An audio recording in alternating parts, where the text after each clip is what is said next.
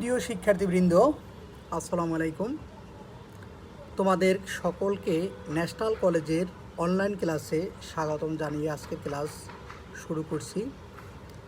আমি প্রকৌশলী মোহাম্মদ সাকিবুল ইসলাম, প্রভাষক, ন্যাশনাল কলেজ, বাড্ডা, ঢাকা। প্রিয় শিক্ষার্থীবৃন্দ, আজকে আমাদের পাঠ তারবিহীন মাধ্যম।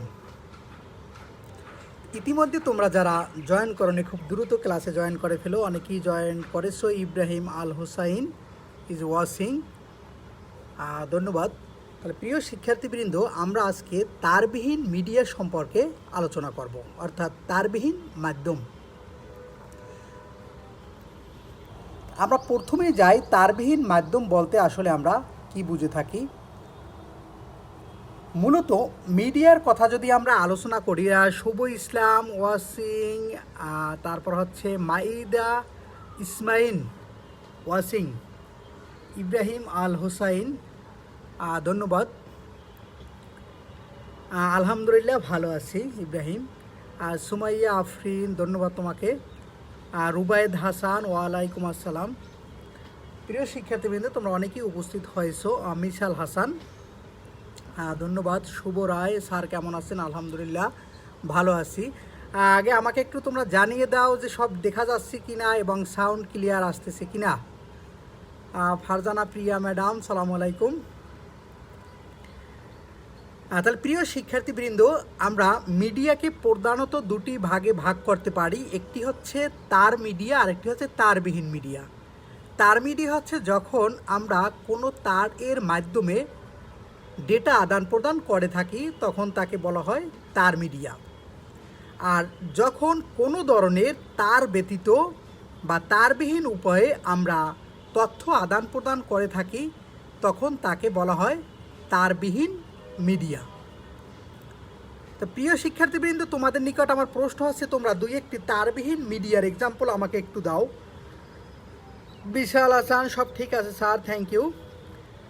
তাহলে তারবিহীন মিডিয়ার দুই একটি এক্সাম্পল পারলে আমাকে একটু বলো যে তারবিহীন কী কী মিডিয়া রয়েছে।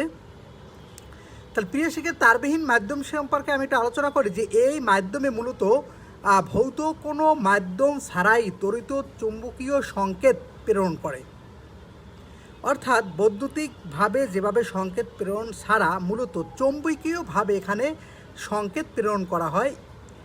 এই মাধ্যমকে সাধারণত ওয়্যারলেস বা বেতার বলে। এতে তড়িৎ শক্তি চুম্বকীয় শক্তিতে রূপান্তরিত হয়, অ্যান্টেনা থেকে বিকিরিত হয়, সংকেত খোলা জায়গা দিয়ে প্রেরিত হয় এবং এরকম সংকেত গ্রহণ করতে সক্ষম যন্ত্র যার কাছেই থাকবে সে তথ্য গ্রহণ করতে পারে। এই সংকেত তরঙ্গের প্রতি সেকেন্ডে স্পন্দন সংখ্যা হলো ফ্রিকোয়েন্সি।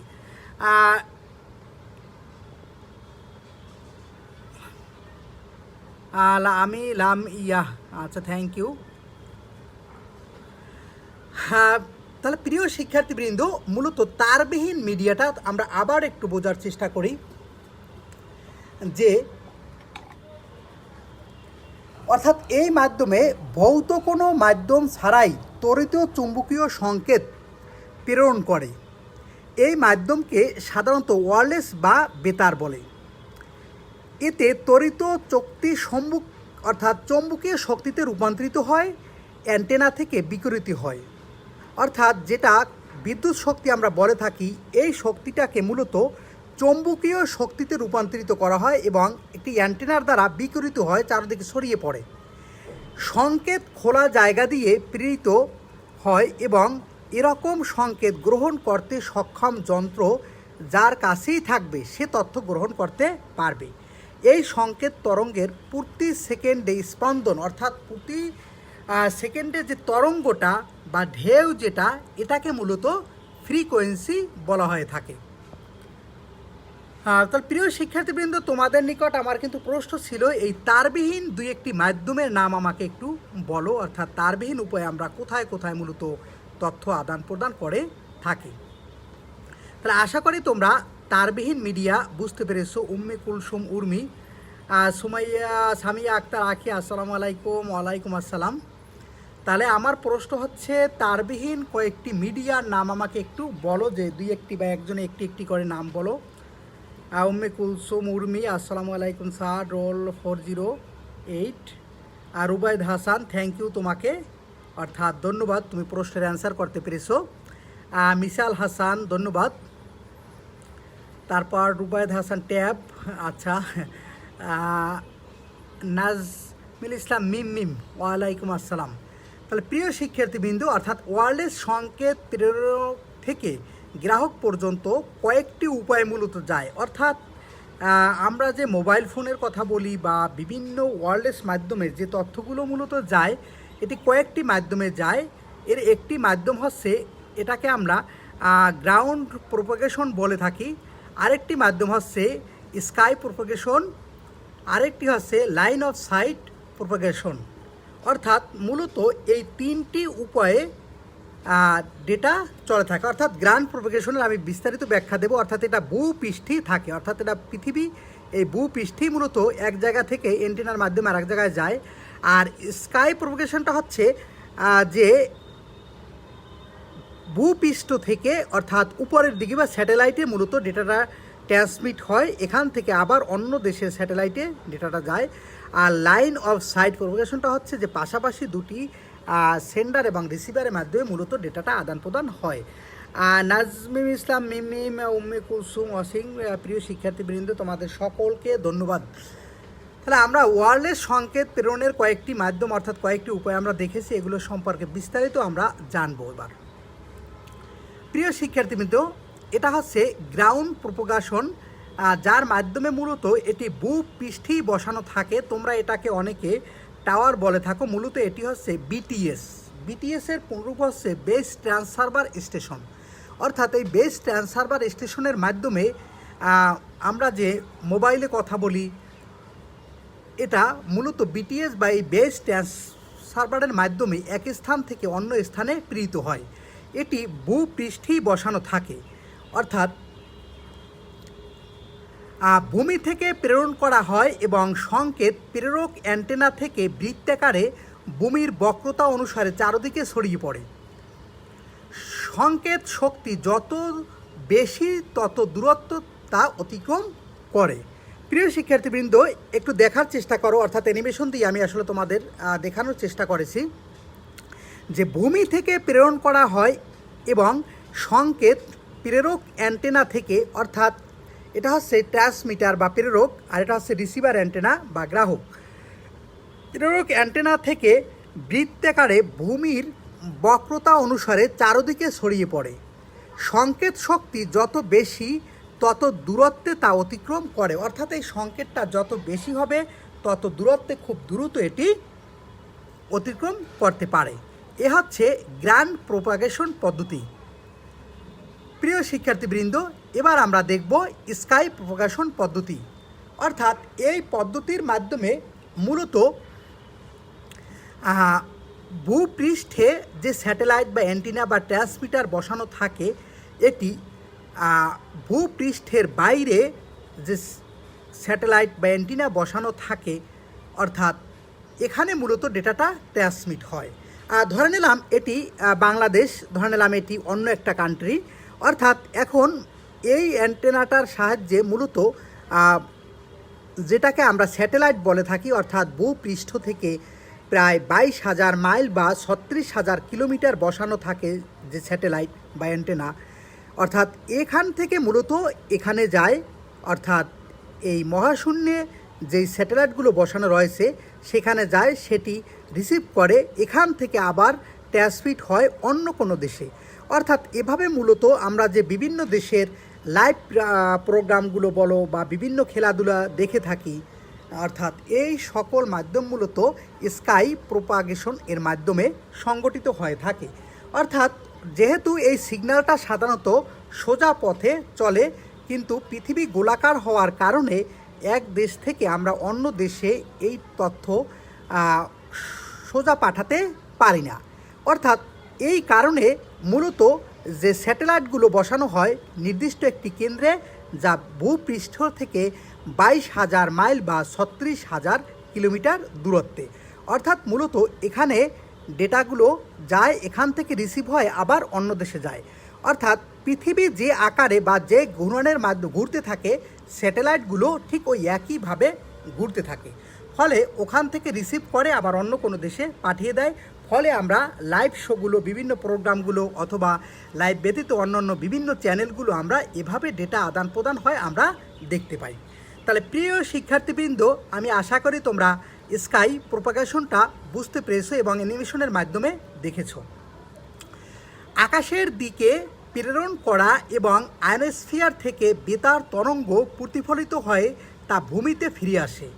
এইভাবে অল্প শক্তি ব্যবহার করে অনেক দূর পর্যন্ত বেতার সংকেত পাঠানো যায়। প্রিয় শিক্ষার্থীবৃন্দ, আমরা জানি যে আয়নোস্ফিয়ার একটি মহাকাশের অংশ, যেটা প্রাথমিক স্তর বলি আমরা, অর্থাৎ আকাশের দিকে প্রেরণ করা হয় এবং আয়নোস্ফিয়ার থেকে বেতার তরঙ্গ প্রতিফলিত হয়ে তা ভূমিতে ফিরে আসে। এইভাবে অল্প শক্তি ব্যবহার করে অনেক দূর পর্যন্ত বেতার সংকেত পাঠানো যায়। তা প্রিয় শিক্ষার্থীবৃন্দ, তোমরা আশা করি স্কাই প্রোপাগেশন বুঝতে পেরেছো। এবার আমরা দেখব লাইন অফ সাইট প্রোপাগেশন। অর্থাৎ লাইন অফ সাইটে এখানে একটি ট্রান্সমিটার এবং একটি সেন্ডার ধরে নিলাম আমি পাশাপাশি থাকে। অর্থাৎ তৃতীয় বেতার তরঙ্গ দৃষ্টিরেখা বা লাইন অফ সাইটের মধ্যে সোজাসুজি প্রেরণ করা হয়। অর্থাৎ এই পদ্ধতিতে মূলত দুটি অ্যান্টিনা বা দুটি ট্রান্সমিটার এবং রিসিভার খুব সোজা পথে লাগানো থাকে। অর্থাৎ এই সোজা পথে লাগানোর একটি থেকে অন্যটিতে সোজাসুজি কোনো একটা বৈদ্যুতিকীয় চৌম্বকীয় তরঙ্গ বা এটাকে আমরা বলে থাকি ইলেকট্রোম্যাগনেটিক স্পেকট্রাম। এই ইলেকট্রোম্যাগনেটিক স্পেকট্রামটা এর মাধ্যমে চৌম্বকীয় ক্ষেত্র তৈরি হয় এবং এর মাধ্যমে ডেটা সিগন্যালটা এক স্থান থেকে অন্য স্থানে প্রেরিত হয়। তার প্রিয় শিক্ষার্থীবৃন্দ, আমার তোমাদের নিকট প্রশ্ন হচ্ছে যে স্যাটেলাইট ভূপৃষ্ঠ থেকে কত হাজার মাইল উপরে বসানো থাকে? কত হাজার মাইল বা কত হাজার কিলোমিটার উপরে বসানো থাকে, যেটা আমি আসলে মূলত আলোচনা করেছি। Suyeb Al Hasan roll A to B, thank you. Mustakim Hasan, ধন্যবাদ তোমাকে। মাহবুব আলম আকাশ, সুয়েব আল হাসান, এমডি মজিবুর রহমান, রুবাইদ হাসান। প্রিয় শিক্ষার্থীবৃন্দ, ওয়াজিফা নিশাত,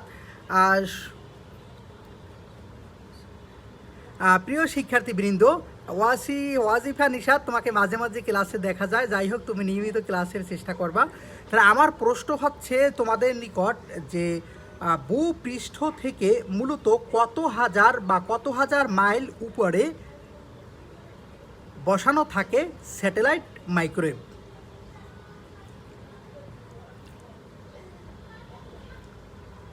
প্রিয় শিক্ষার্থীবৃন্দ, আমি তোমাদেরকে আবারও প্রশ্নটা বলছি। অর্থাৎ ভূপৃষ্ঠ থেকে কত হাজার মাইল উপরে মূলত এটি বসানো থাকে। অর্থাৎ আমরা এখানে অ্যানিমেশনের মাধ্যমে দেখতেছি যে কোনো একটি তরঙ্গ কিভাবে মূলত এক স্থান থেকে অন্য স্থানে মূলত ট্রান্সমিট হয়। অর্থাৎ এভাবে তরঙ্গ, এটাকে বলা হয় ইলেকট্রোম্যাগনেটিক স্পেকট্রাম বা বৈদ্যুতিক চৌম্বকীয় তরঙ্গ। এই তরঙ্গের মাধ্যমে মূলত এক স্থান থেকে অন্য স্থানে কোনো ডেটা ট্রান্সমিট হয়ে থাকে। এটিকে আমরা সাধারণত ফ্রিকোয়েন্সি বলে থাকি। অর্থাৎ এখানে বিভিন্ন ধরনের ফ্রিকোয়েন্সি রয়েছে, রেডিও ওয়েভ, মাইক্রোওয়েভ, ইনফ্রারেড। প্রিয় শিক্ষার্থীবৃন্দ, আমি একটি চার্টের মাধ্যমে তোমাদের ইনফ্রারেডের গতিবিধি দেখিয়ে দিচ্ছি। হ্যাঁ, এখানে দেখো ব্যান্ড, এখানে রয়েছে রেঞ্জ, এখানে রয়েছে প্রোপাগেশন, এটা হচ্ছে অ্যাপ্লিকেশন, অর্থাৎ কোথায় ব্যবহার করা। দেখো, একটি হচ্ছে বিএলএফ বলে থাকি, এটি ভেরি লো ফ্রিকোয়েন্সি। আর ভেরি লো ফ্রিকোয়েন্সিটা হচ্ছে 3 থেকে 30 কিলোহার্জ।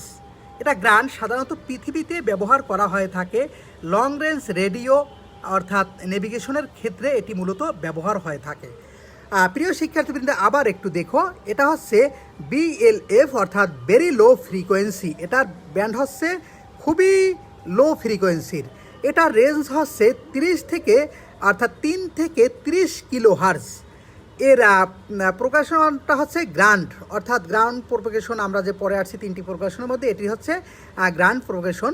এটা মূলত ব্যবহার করা হয় রেডিওর ক্ষেত্রে, এটি ব্যবহার করা হয়ে থাকে। ওয়াসিফা নিশা স্যার ভালো আছেন? আলহামদুলিল্লাহ ভালো আছি। তোমরা সবাই স্বাস্থ্যবিধি মেনে চলবে এবং ভালো থাকবে। এরপর হচ্ছে দেখো LF লো ফ্রিকোয়েন্সি, এটা মূলত 30 থেকে 300 কিলো হার্জ। এটিও মূলত গ্রান্ড প্রোপাগেশনের অন্তর্ভুক্ত। এটি ভূপৃষ্ঠে ব্যবহার করা হয় মূলত রেডিও বিকনস অ্যান্ড নেভিগেশন লোকেশনের ক্ষেত্রে মূলত এটি ব্যবহার করা হয়ে থাকে।